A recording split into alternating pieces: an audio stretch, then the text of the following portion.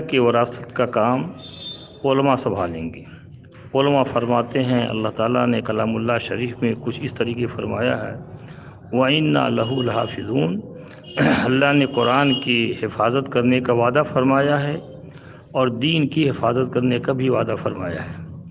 تو ظاہر ہے دین کی حفاظت اللہ جل شانہ کسی نہ کسی کے ذریعے سے فرمائیں گے۔ وہ علماء ہوں گے جو دین کی حفاظت فرمائیں گے۔ اپنے اپنے زمانے میں جب بھی دین میں تبدیلی کی یا برباد کرنے کا کسی نے کہا، کچھ کیا، تو علماء اس کے سامنے آئے۔ جیسے اکبر کے زمانے میں فضل و فیضی دین الہی چلانے لگے تو اللہ جل شانہ نے مجدد الف ثانی کو پیدا کیا۔ ایسے جب بھی دین میں تبدیلی کرنے کا کوئی معاملہ آیا تو اللہ نے کسی علماء ربانی کو کھڑا کیا، اس کے ذریعے سے دین کو صحیح راستے پہ چلنے کے لیے راہ دکھلائی۔ دارالعلوم کے بارے میں مولانا الیاس گھمن صاحب کہتے ہیں، کیا دارالعلوم دین کا ٹھیکیدار ہے؟ تو مولانا الیاس گھمن صاحب کا جواب ہے کہ ٹھیکیدار نہیں، پہرے دار ہے۔ جیسے پہرے دار کسی کو مقرر کر دیا جاتا ہے کسی مکان کے باہر، اب پہرے دار مکان کے اندر سے کوئی چیز باہر جانے نہیں دیتا اور کسی باہر کی چیز کو مغار کے اندر جانے نہیں دیتا۔ ایسے دین سے کسی چیز کو نکالا جائے الہات کی طرف تب بھی علماء روکتے ہیں، اور دین میں کوئی چیز داخل کی جائے بدعت، اس کو بھی علماء روکتے ہیں۔ تو اسی طریقے سے کہ مودودی ہوں، قادیانی ہوں، مرزائی ہوں، رضا خانی ہوں، جب بھی دین کے اندر کوئی چیز کی تبدیلی کرنے کی کوشش کی تو علماء دیوبند نے اس کو روکا اور بتایا ہے۔ اس بات کو سعد اینڈ کمپنی کے لوگ بھی مانتے ہیں، لیکن جب مولانا سعد کاندھلی نے دین کے اندر تبدیلی کرنے کی کوشش کی اور جب علماء دیوبند نے اس پر کہا تو اس کو یہ ماننے کے لیے تیار نہیں ہو رہے ہیں۔ اس کی کیا وجہ ہے؟ چونکہ دارالعلوم کے فتوے کے بارے میں طرح طرح کی باتیں یہ لوگ اٹھاتے ہیں، میری جانکاری کے اعتبار سے فتویٰ کیسے اور کیوں آیا۔ مولانا ارشد مدنی دامت برکاتہم فرماتے ہیں کہ مولانا سعد صاحب کے بارے میں، مولانا سعد صاحب کی باتیں 10 سال سے شریعت کے خلاف چل رہی تھی۔ ان کے خلاف بہت ساری کتابیں اور پرچے بھی لکھے گئے، لیکن دارالعلوم بیچ میں دخل انداز نہیں ہوا۔ جب دنیا میں پھیلے ہوئے دارالعلوم کے علماء آپس میں اختلاف پیدا ہوا اور سب لوگوں نے دارالعلوم کو خط لکھا کہ چونکہ مولانا سعد کی باتیں کچھ لوگ کہتے ہیں شریعت کے خلاف ہے، کچھ کہتے ہیں شریعت کے خلاف نہیں ہے، لہذا آپ اس کے بارے میں فیصلہ کرو۔ تو دارالعلوم کے جب بازو ہی میں آپس میں اختلاف ہوا تو مجبور ہوا دارالعلوم بیٹھا، اور دارالعلوم نے جو شریعت کی رہنمائی اور رہبری ہوئی اس کے حساب سے ایک فتویٰ دیا، اور فتویٰ دیا جو عین شریعت کے مطابق تھا۔ اور مولانا ارشد مدنی صاحب کہتے ہیں کہ انبیاء کا دامن داغدار ہونے سے ہم نے بچایا۔ جب انبیاء کا دامن ہی داغدار ہو جائے گا تو دارالعلوم کے رہنے سے کیا فائدہ ہے؟ تو دارالعلوم نے وہ کیا جو اس کا کرنا چاہیے۔ حضرت مولانا سعد صاحب کے بیانات کے اندر بعض وہ چیزیں جو علماء کے نزدیک قابل اعتراض، وہ کوئی نئی بات نہیں ہے، یہ تو 10 سال سے کتاب سے چھپے ہوئے ہیں۔ دارالعلوم دیوبند کے 10 تو بازو تو مدارس اسلامیہ ہیں جن کو علماء دیوبند نے قائم کیا، وہی ترجمان ہیں دارالعلوم کے، وہی اکابر دیوبند کے مسلک کے امین اور محافظ ہیں اور ساری دنیا میں کام کر رہے ہیں۔ اب وہی 2 طبقوں میں بٹ گئے۔ وہ دارالعلوم کے پاس خود بھیجتے ہیں کہ دارالعلوم کیوں خاموش ہے، لکھو۔ آج تک ہم خاموش تھے کہ تبلیغی مرکز کے اندر ہو رہا ہے، کیا ہو رہا ہے ہم سے کوئی سروکار نہیں، دارالعلوم اس سے الگ ہے۔ اب جب دارالعلوم کے ہاتھ پیر ہی دارالعلوم کو لکھ رہے ہیں، بات کر رہے بھائی کیوں خاموش ہو؟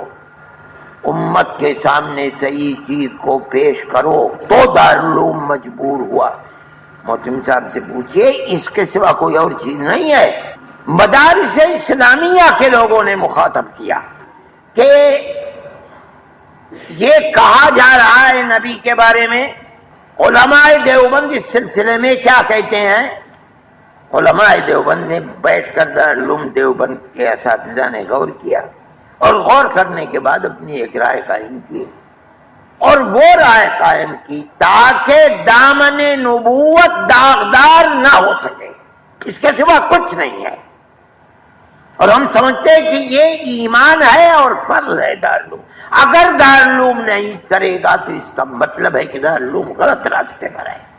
یا ہم نے ایک چیز کیا، دارالعلوم دیوبند کے مفاد میں مجبور ہو کر کے کیا ہے۔ دارالعلوم کے فتوے اور موقف کے پہلے پیج پہ لکھا ہوا ہے کہ دنیا کے بیشتر علماء، خاص طور سے احمد شفیع صاحب بنگلہ دیش، سلیم اللہ خان صاحب پاکستان، ان لوگوں نے خط لکھا دارالعلوم کو کہ ہم موضوعات کی باتیں شریعت کے خلاف ہیں اور ہم لوگ خط لکھتے ہیں اس کا جواب نہیں دیتے ہیں، لہٰذا آپ اس پر بیٹھ کے غور کر کے اور ایک فتویٰ دیجیے یا موقف قائم کیجیے۔ تو دارالعلوم بیٹھا اور موقف قائم کیا۔ اب سعدین وہ فتویٰ دینے کی یا موقف کے دینے کی وجہ ہم نے بتا دیا، یہ وجہ ہے کہ دارالعلوم از خود بیٹھا اور دارالعلوم کے علماء نے دارالعلوم کو خط لکھا۔ سعدیانی کیا کہتے ہیں، دیکھو تماشے دار، کہ شورا والوں نے دھوکہ دے کے دارالعلوم سے فتویٰ دیا۔ تو یہاں تو شورا کا نام بھی نہیں ہے، دارالعلوم نے لکھا بھی نہیں ہے کہ شورا والوں نے لکھا، لیکن امت کو دھوکہ دینے کے لیے لوگ کہتے ہیں کہ شورا والوں نے دھوکہ دے کے دارالعلوم سے فتویٰ لیا۔ اب دھوکہ کہاں ہوا یا نہیں ہوا میں بتاتا ہوں۔ چونکہ دارالعلوم نے جب ان کے اوپر موقف نکالا تو اس وقت بھوپال کا اجتماع چل رہا تھا۔ بھوپال کے اجتماع سے دارالعلوم سے کسی نے بتا دیا آپ کے خلاف کوئی موقف نکلنے والا ہے، تو مولانا سعد اینڈ کمپنی کے لوگ بھوپال سے دارالعلوم کو فون کیے کہ موقف ابھی شائع نہ کیجیے، ہماری بات کو سن لیجیے۔ دارالعلوم نے کہا بہت اچھی بات ہے۔ 5 علماء گئے جس میں مولوی ستار، مولوی جمشید وغیرہ بھی تھے۔ تو دارالعلوم نے کہا کہ دیکھیے یہ چیزیں ان کے اوپر چارجز ہیں، ان کو مولوی سعد کو دے دیجیے، اس کے جواب میں کیا دیتے ہیں۔ تو وہ لے گئے نظام الدین اور 1 ہفتہ 10 دن تک وہاں رکھا رہا وہ فتویٰ، اور پڑھا اور دیکھا۔ اس کے بعد دارالعلوم کو جو جواب دیا تو دارالعلوم اس سے مطمئن نہیں تھا، اور جواب سے مطمئن نہیں تھا۔ پھر دارالعلوم کو جس بات پر اطمینان نہیں تھا وہ لکھ کے بھیجا پھر کہ یہ چیز کی وضاحت کیجیے۔ پھر دوسرا جب انہوں نے وضاحت کیا، اس وضاحت میں لکھا کہ دارالعلوم بدگمانی کی بنیاد پر فتویٰ دیا ہے اور عدم تعاون کر رہا ہے۔ اور یہ لکھنے کے بعد انہوں نے نیٹ پر شائع کر دیا۔ کس نے؟ نظام الدین والوں نے۔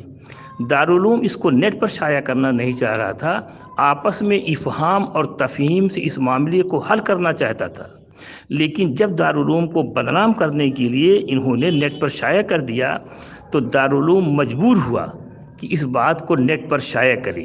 تو پہلے انہوں نے نیٹ پر شائع کیا ہے تو دارالعلوم نے مجبوری پر نیٹ پہ شائع کیا۔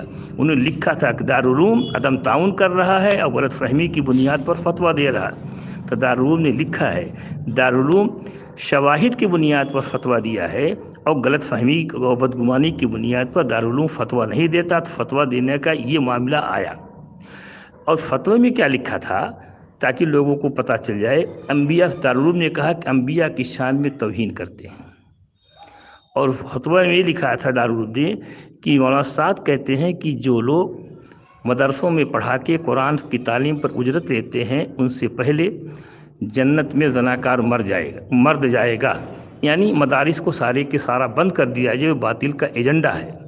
حضرت عمر رضی اللہ تعالیٰ عنہ اپنے زمانے خلافت میں مدینہ کے اندر قرآن پڑھانے والے کو مسجدوں میں مقرر کیا تھا جن کی تنخواہیں 25 یا 15 درہم رکھی تھی۔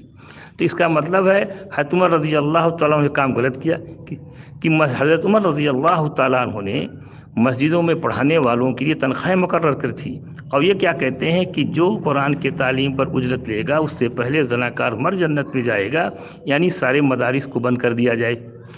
دوسری بات انہوں نے لکھی فتوے کے اندر، دارالعلوم نے لکھا ہے کہ قرآن کو سمجھ کے پڑھنا واجب ہے، اور جو قرآن کو سمجھ کے نہیں پڑھتا ترک واجب کا گناہ لیتا ہے، یعنی پورے مسلمانوں کو قرآن کی تلاوت سے بند کر دیا جائے۔ پھر تیسری بات لکھی کہ جو لوگ موبائل پر قرآن پڑھتے ہیں ان کو ثواب نہیں ملتا ہے، ان کو گناہ ملتی ہے۔ اور چوتھی بات جو لکھی کہ جو لوگ موبائل رکھ کے جیب میں نماز پڑھتے ہیں ان کی نماز نہیں ہوتی، اور جو روپیہ رکھ کے نماز پڑھتا ہے اس کی نماز ہو جائے گی۔ جو لوگ 40 والا موبائل جیب میں رکھ کے نماز پڑھتے ہیں ان کی نماز نہیں ہوگی۔ جو مولانا اس پر جواز کا فتویٰ دیتے ہیں وہ جہنمی مولانا ہے۔ تو جارور نے چند چیزیں لکھی، باقی تو بہت ساری چیزیں ہیں۔ تو چونکہ امت کو دین کی طرف مدارس کو بند کرنے کی بات کر رہے تھے، انبیاء کی شان میں توہین کر رہے تھے، قرآن کو لوگ نہ پڑھیں، تو دارالعلوم نے لکھا کہ ہم مجبور ہیں، اب ہم اس کو دینی فریضہ سمجھتے ہیں کہ مولانا سعد گمراہی کے راستے پر چل رہے ہیں، جس کو دارالعلوم نے دیا، اور دارالعلوم کو کسی نے مانگا نہیں ہے، دارالعلوم سے پوری دنیا کے لوگوں نے لکھا ہے۔ اور یہ لوگ کیا کہتے ہیں کہ دارالعلوم کو بدگمانی، دارالعلوم کو دھوکہ دے کے فتویٰ لیا گیا۔ دھوکہ کہاں ہے؟ جب آپ کے پاس ایک ہفتہ تک رکھا تھا اور آپ اس کو بتانا چاہیے تھا، یہ دھوکہ کہاں ہے؟ یہ امت کو گمراہ کرنے کی ایک سازش ہے، اور ایسے لوگوں سے دور رہنے کی کوشش ہے جس کے اوپر یہ الزام ہے، یہ فتویٰ لگا ہے کہ گمراہی کے راستے پہ چل رہے ہیں۔